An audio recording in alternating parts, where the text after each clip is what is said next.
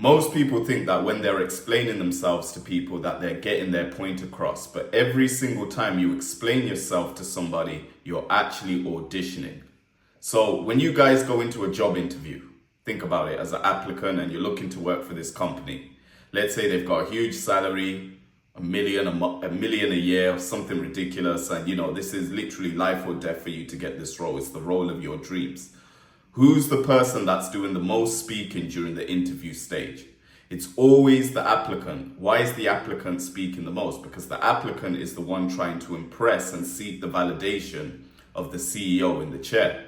They're the person justifying their past experience, who they are, arguing their point on why they're the best decision to make. And they're essentially leaving all of that decision making in the hands of the CEO. They're essentially seeking that CEO's approval for whether or not they will get the role. Now, I'm here to argue every single time that you over-explain yourself to a girl, a friend, maybe it's a family member, and you're justifying your actions, you're rationalizing your inactions to people, you're essentially making that person the CEO of your life. So every single time you explain yourself, you're essentially demonstrating that you don't have control of your own life. See, in this world, you don't need to over-explain yourself to absolutely anybody. In this video, I'm not only going to be telling you how you can actually stop yourself from explaining yourself to everybody, but I'm actually going to diagnose where this initially started. In order for you to actually stop a habit, first of all, you need to bring awareness to it. Once you've got awareness of it, that's when you're actually able to pull back the curtains and actually remove it from your life. So watch all the way till the end and make sure you take every step seriously. The problem is when we come into this world, we come into this world alone from our birth. But the minute that we're born, essentially we're surrounded by people, influences, things, and other things that can basically shape our reality in some shape or form. Now, from as young as we can remember as children, we were conditioned to always seek the approval of somebody else. When you was a child, you would rely on your parents in order to basically know the difference between right and wrong.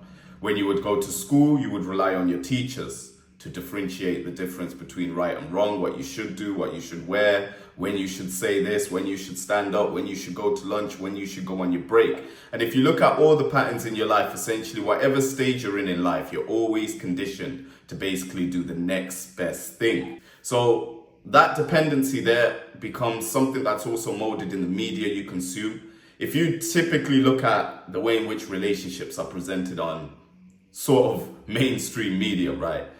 The model that we're told to follow is essentially the man is courting the woman.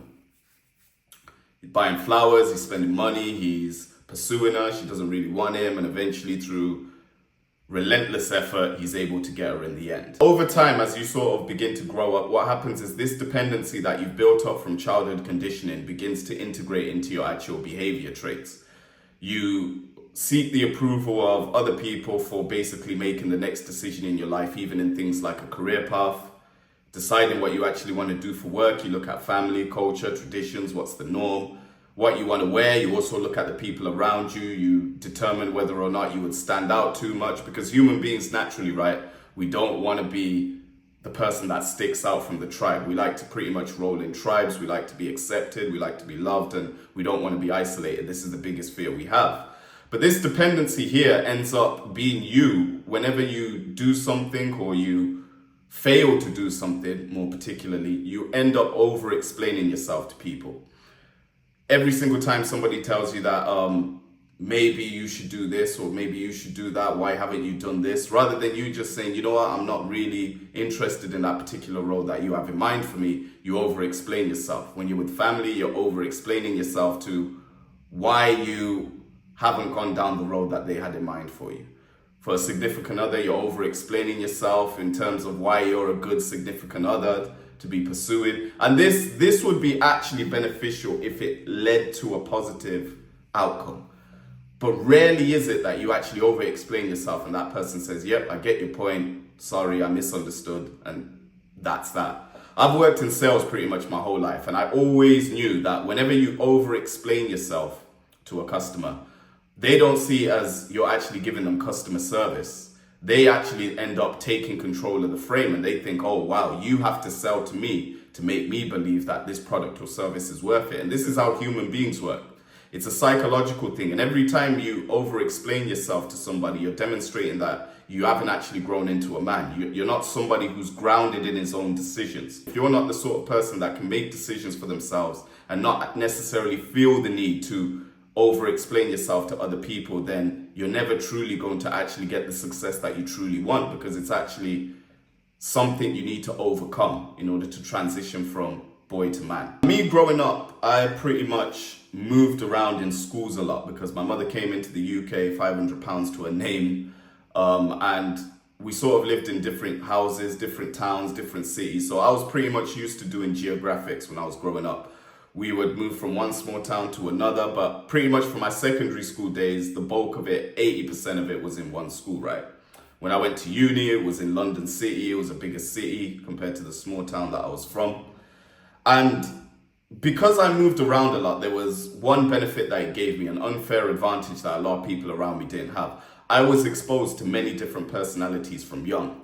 And being somebody that was a new kid, different to every single environment that I walked into, I always felt the need to over-explain myself or change my personality in order to fit into the category of people that I was around at the time. Let's say I was in primary school, I was in a predominantly white school. In order to fit in, maybe I would explain that I have similar interests to them. Let's say if they like a football team, I would say I like that team. Or if they watched a particular movie, if I didn't watch it, I would still say I watched it, just so I could fit in, right? This is the conditioning we have from young, because we don't want to be isolated from the tribe. But one advantage it gave me, as I was saying, is that I was able to recognize different personality traits. I'd met different sort of friends who were really introverted. They had more depth to their character. They could sort of have a conversation with you for 4 hours straight. You don't even know what you were speaking about, but it was a very engaging conversation. Then I've got the extrovert friends who are extremely extrovert. Unless you're outside doing something, socializing with people, they don't necessarily want to do anything outside of that. They want to be the guys who go to the parties, we're talking to women, we're spending money. And then you've got the other friends who they might watch anime, they play Xbox with me, and they get into sort of the last episode of Dragon Ball Z, and they can give you like a whole dissertation explanation of what happened and how each little part of the show connects together. And I could jump in between these personalities, but not one single personality was 100% me, because my personality was a lot more broad, a lot more, there was a lot more variety to my personality than just that. So what would end up happening is every single time I was with the extrovert friends, when I would start to go into my introvert phase where maybe I want to be left alone, maybe I want some time alone to get my thoughts together, these friends would think that I'm ignoring them or I'm not with them, and they would basically be like, oh, you're forgetting who we are, and and I would over-explain myself. No, I'm going through this, doing that, doing this, doing that. And the same thing would happen with the introvert friends, right? Let's say I was at home and I was speaking to them, then suddenly I had the urge to, let's go out, let's go to the club, let's go speak to some women, let's go do this, let's go do that. They might come out once or twice, but really they weren't comfortable in those environments, so they would stay indoors. So then what would happen is, now when I'm constantly going out, they're thinking, oh, Tito's forgot us, he's not spending time with us, he's got another group of friends. So I was always conflicted and always over-explaining myself to either these friends or these friends. And you might have a similar situation yourself. You might find that your personality, you have a wide range of interests. Most people have what I call this analogy I'm going to introduce. They're either Tyler Perry or they're Katy Perry. Now, Tyler Perry is a black film producer, if you don't know, who pretty much, he's a black billionaire now, but all of his films are pretty much black dominant. He pretty much did everything independent. He's got a very niche audience that watches films, but because he's got 100% ownership of what he's doing, he gets all the profit. Now, I use Tyler Perry as the metaphor because Tyler Perry is for a specific type of person. You have friends where their personality, they can't really mingle within a big group of people. They don't know how to small talk effectively. They don't know how to build rapport. But if you get into a conversation where they're very much interested in that conversation, you won't get them to shut up. You might know somebody like this. But then you've got the Katy Perry personalities where there's no depth to their personalities, but similar to a pop singer, they can reach mass appeal. whatever sort of room that you bring them into, they're able to sort of get on with the majority of people. That's the Tyler Perry or Katy Perry. And if you're like me, you're neither either sides. You're sort of in between, where you can sort of shape your personality depending on the environment. Don't look at this as a weakness. Don't look at this as you being fake, but this is you just having emotional intelligence. And the people at the highest levels of life typically have that. But the over-explaining yourself to people, what you got to understand is truly where this symptom comes from. The cause is you haven't actually become grounded in who you are and accepted who you are. You're trying to fit into other people's narratives. You haven't determined what your narrative is and where you want to go with. You don't need to explain yourself to absolutely everybody, because there's no one side to you. You're a very complicated person. You've got your own identity, you've got your own interests, and maybe sometimes you'll feel in the mood to socialize with people and you'll want to be in the big groups, be at the parties, and sometimes you want to be alone and basically be focusing on yourself. In my last videos, I've been speaking about isolation, the importance of it in sort of determining what direction you need to move your life in, how you can establish the identity that you now want to build with intention, because up until this point, your identity is just a combination of all the influences around you. I also speak about principles you have to come up with. But now this advice is very much easy if you're the sort of person who is always the introvert. You've always been isolated. You've always liked spending time by yourself. This advice is extremely difficult if you're the extrovert and you're always outside. But it's also difficult if you're the person in between, because on one side, yes, you're able to do the isolation for a small period of time, and you may be able to do it in intervals, in little breaks, but after a little while, you realize that the goals you have for yourself, they're probably going to require a lot more time than you anticipated at the start. Let's say, for example, you're going through a gym transformation and you're going to basically isolate yourself from your friends just so you can double down on your diet, make sure that you're militant with the meals that you're eating every single day. What's going to happen is at first you're going to think you can do it in, 5, 7 days, 2 weeks, and you'll be back outside with a six-pack. But you're going to realize, no, this is something you're going to have to do maybe for even up to a year, 12 months. This is the realization moment that I'm in, where if I'm building this channel, I'm going to have to research, come up with subjects, practice speaking to the camera, and this is not going to be something that I'm going to get immediately. Matter of fact, it's going to be me honing my skills over a long period of time. And in these moments, you're very much tempted to over-explain yourself to friends. When they text you and they say, why are you not coming out? I'm going through this period myself. Or you've got other people who say, oh, we haven't caught up in a long time. But maybe when they call you, you're like me, maybe you're doing a video, maybe you're working on a project, maybe you're studying right now, maybe you're trying to progress in your career, you're going through a lot of stress, and when you do get time off work, rather than you spending time with people, you just want to use that time to offload, chill out, sit down. You don't want to speak to anybody. It's not that you have anything against them, but we all go through this, right? Sometimes the best way to deal with stress is just peace and quiet.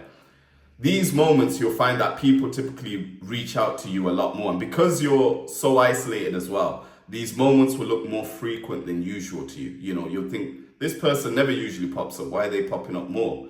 And this is sort of the mental battle that you're going to have to go through when you're in sort of any sort of progressive period in your life. Whenever you're growing, this isn't a period where you're outside and you're with your friends and you're enjoying the moment. You're actually going to be doubling down on something, and it's going to require all of your attention. This is the time when most people fall back and begin over-explaining themselves, rationalizing their failures. But really what you need to do is understand that who you are becoming, you don't need to justify to anyone. The only approval you should be seeking is yourself. I'm going to leave you guys with a challenge. The next time your friends pop up to you and they say to you, you should be going out, and you know for a fact there's something you should be working on, ignore that message. If you have to go on airplane mode on your phone, turn off your signal, do that. Not forever. It doesn't have to be something you do forever. But whenever you're in a progressive period in your life where you have to grow, you can't afford to basically be distracting yourself and falling into temptations of over-explaining yourself. If you make sure that you're busy all the time working on the thing that's going to progress you forward, then you never have to worry about over-explaining yourself, because you don't even have the time to check the messages, answer the calls from the people who believe you owe them an explanation. But understand, over-explaining yourself is you're auditioning and making other people the CEO of your life. You are the CEO of your own life, and you need to start treating yourself as such. The success you want is when you have the creativity of a Michael Jackson, but the strategic mind of a Michael Corleone. You need to dream like an artist and move like a mastermind. It's one thing to come up with the vision, to dream like the artist, but to move like a mastermind, this means managing your time, managing the people you're in contact with, managing where you're spending your time sort of invested in. You can't be invested in explaining yourself, rationalizing yourself to other people. You need to basically be justifying your own actions to yourself, because at the end of the day, when you're in isolation, like my last videos, if you click those as well, they're on my page, just watch the last 2 videos. This is where clarity is strengthened. This is where you stop relying on other people. I really encourage people to go through a period of isolation. They call it monk mode in self-improvement. If you want to call it that, but I think isolation's wider term. Everyone understands that, right? And when you go through this period, right, understand that one of the skills you're developing, because I always speak about who you're becoming in these periods of time, you're finally being the sort of person who doesn't rely on external validation. You're learning to find all your validation internally. And the longer you go on doing this, the more grounded in your own decisions that you're going to be moving forward. And you're going to find yourself in a time where people know who you are. People have changed their perception of you. They can see something different in you because you're now grounded in your own decision making and you've made yourself the CEO of your life. My name's Tino. I'm going to leave it there, guys. Make sure to like, comment, share, and subscribe if you want more content like this. I've left a link in the bio for my newsletter, The Next Chapter, where you get the written form version of all of this. Not everyone has time to sit and watch a video like this, but I promise you, when you see my newsletter and the basic structure that I've put down, I make it easy to digest for you guys to just go through. 5 to 10 minutes it will take. Make sure to leave a comment on what you believe you got from this video. My name's Tino, and I'm out.